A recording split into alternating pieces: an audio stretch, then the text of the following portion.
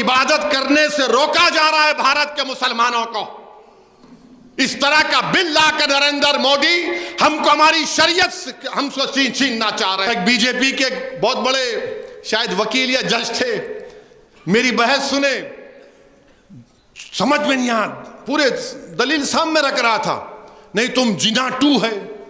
मिला नहीं, मैं जिना 2 नहीं हूं, मैं जिन नंबर 1 हूं, याद रखो। उन्हें भाग गया, मैं तो भागूंगा भी नहीं।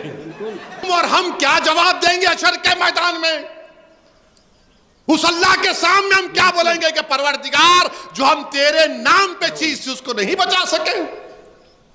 क्या जवाब दोगे आप और हम? बताओ।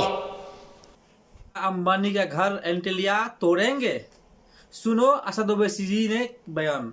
देखिए, एक बहुत बड़ा स्टेटमेंट है, या मैं यूं कहूं कि धार्मिक लोगों की हाय है। और इस्लाम के नाम पे जो दी गई प्रॉपर्टीज हो, अगर पैसा कमाने का जरिया बना जाए, कितना बुरा लगेगा इस्लाम धर्म को फॉलो करने वालों को, मुसलमानों को। अब बताइए, धार्मिक लोगों की हाय लगेगा? ऐसे ही एक वारदात रिलायंस डिजिटल की मालिक अमीर तरीन शख्स अंबानी की तरफ से आ रहे हैं। एक हुआ क्या है ये तो हमें असर बताएगा, और विस्तार में जो हमें योग करेंगे, और जो टॉपिक है, जो दुखद बात है, वो हमें पता है। इस्लाम का नाम पे करी हुई जमीन को रिलायंस ने चंद करोड़ में खरीदा था, पर पैसा कमाने का अड्डा बना लिया। वह कुछ दिनों से बहुत बड़ा हॉट टॉपिक बना हुआ है। कट्टरवादी नहीं चाहते हैं कि इस्लाम के नाम पे प्रॉपर्टी गड़ी जाए। इस बुज़दिली से अल्लाह उनको बचाए। खैर, ओवैसी जी को एक बार सुनते हैं, उसके बाद और भी कुछ है, बहुत गंभीर बातें हैं, फिर मैं दिल में है, फिर मुझे आपसे ही भी साझा करना है। और चलो, वीडियो देखने के बाद तो मैं भी बताएंगे आपको, आप भी सुनिएगा और कमेंट सेक्शन में जरूर बताइएगा। वो जो बंबई में वो बड़ा दौलतमंद है ना, जिसकी औलाद की शादी के चर्चे पूरी दुनिया में चले, उसके ताल्लुक से 2013 में मैंने नाम लेकर कहा, उसका पार्लियामेंट में तकरीर है, वो आगा खानियों का यतीम खाना था। वाकिफ ने कहा कि उस जगह पर कुरान पढ़ाया जाए, तो इस दुनिया के दौलत तरीन आदमी ने उस यतीम खाने को धोखाधड़ी से 20 करोड़ में खरीद लिया और अपना एक बड़ी बिल्डिंग बना दी। तो क्या है इसका मतलब? लिमिटेशन खत्म।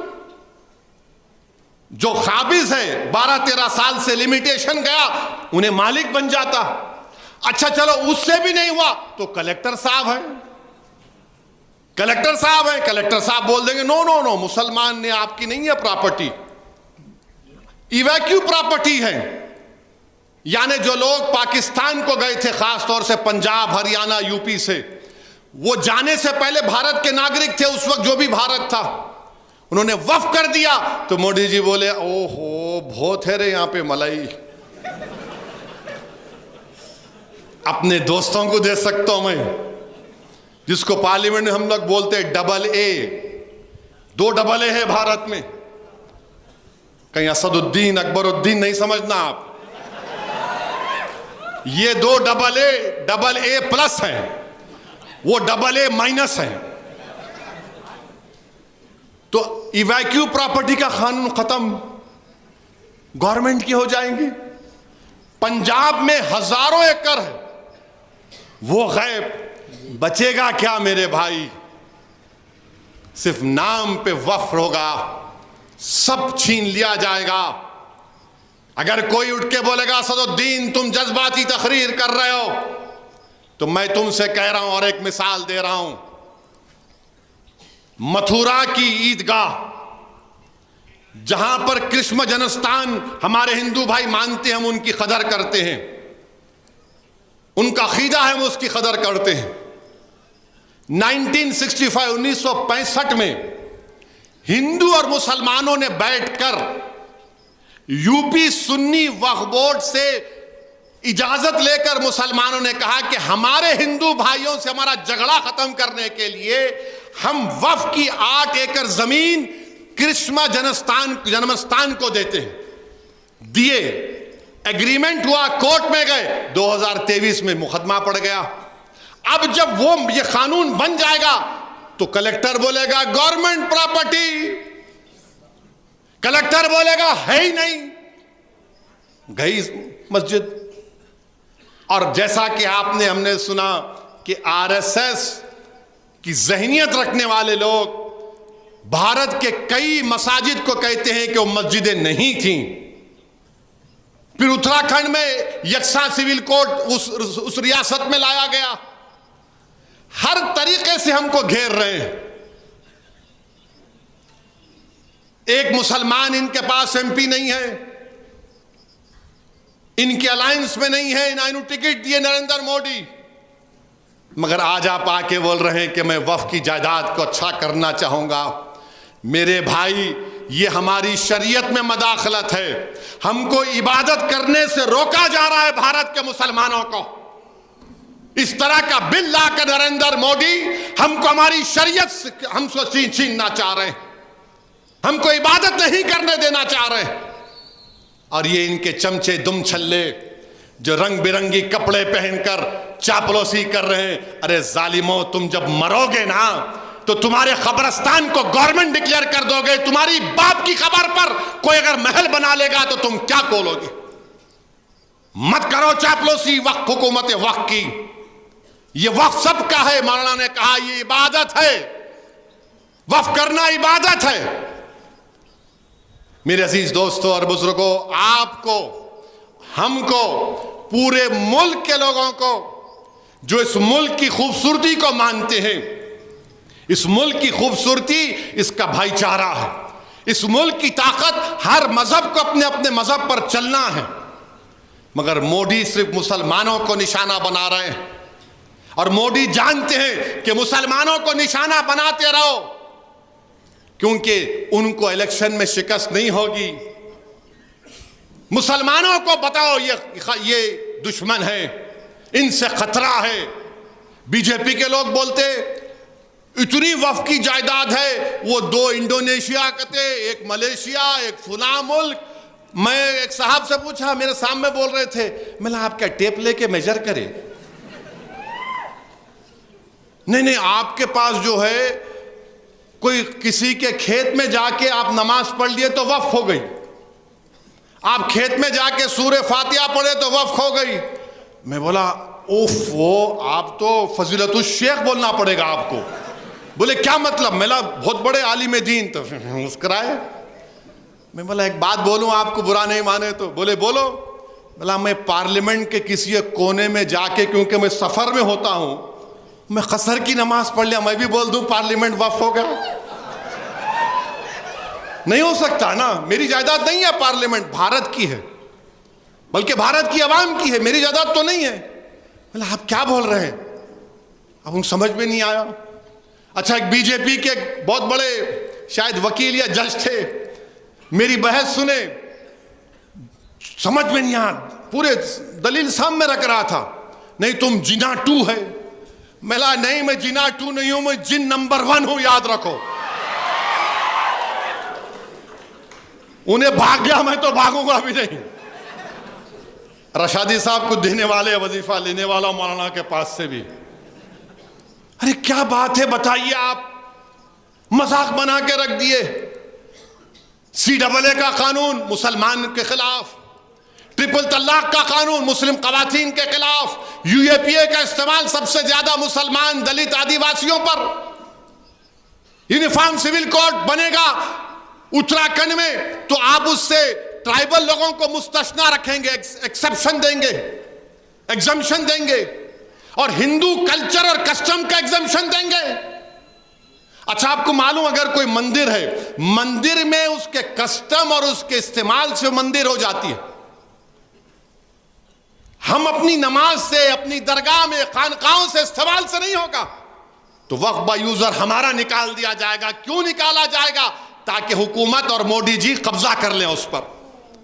अब भारत के मुसलमानों से मेरी अपील है, भारत के उन तमाम नागरिकों से मेरी दर्दमंदाना गुजारिश है जो इस मुल्क की खूबसूरती को मानते हैं, आपको इस कानून को रद्द करना पड़ेगा, आपको उठना पड़ेगा।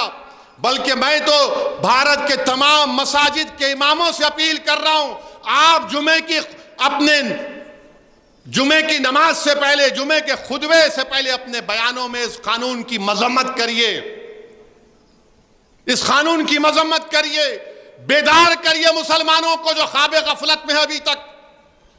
याद रखो, मैं तुमको पुकार पुकार कर कह रहा हूं, अगर आज तुम बेदार नहीं होगे तो आने वाली नस्लें तुमको हमको कोसेंगी कि तुमने हमारी मस्जिद को तक नहीं बचा सके, तुम्हारे औलिया अल्लाह के आस्थानों को नहीं बचा सके, तुम्हारे कब्रस्तानों को नहीं बचा सके। जो हमारे बुजुर्ग उस कब्रस्तान में आराम कर रहे, तुमने उनको भी बर्बाद कर दिया। उठो भारत के मुसलमानों, ये वक्त उठने का है। मैं बार बार तुमसे कह रहा हूं, तुम अगर मुझसे नफरत करे तो करो मुझसे नफरत, दिल खोल के करो, मगर ये तो सबका मसला है ना मेरे भाई। ये कोई जो बंदियों बरेलवियों का अहले हदीस का मसला नहीं है, ये वफ़ का मसला है। जो जायदाद अल्लाह के नाम पर है, तुम और हम क्या जवाब देंगे हशर के मैदान में? उस अल्लाह के सामने हम क्या बोलेंगे कि परवरदिगार, जो हम तेरे नाम पे चीज थी उसको नहीं बचा सके? क्या जवाब दोगे आप और हम? बताओ। तो नौजवानों, बुजुर्गों, मेरी इज्जतदार माँ और बहनों, खूब दुआएं करिए और एहतजाज के लिए तैयार रहिए। बीजेपी हरियाणा में हराना है उसको, वहां पर इंशाअल्लाह ताला। कश्मीर और जम्मू में खास तौर से बीजेपी को हराना। और याद रखो मुसलमानों, तुम अगर यही समझोगे कि हम नहीं उनको है, फुला है, अरे है बाबा, मगर तुम्हारे दरमियान में भी से थोड़े दीवानों को पैदा करो, थोड़े दीवानों को पैदा करो जो तुम्हारी लड़ाई लड़ सके।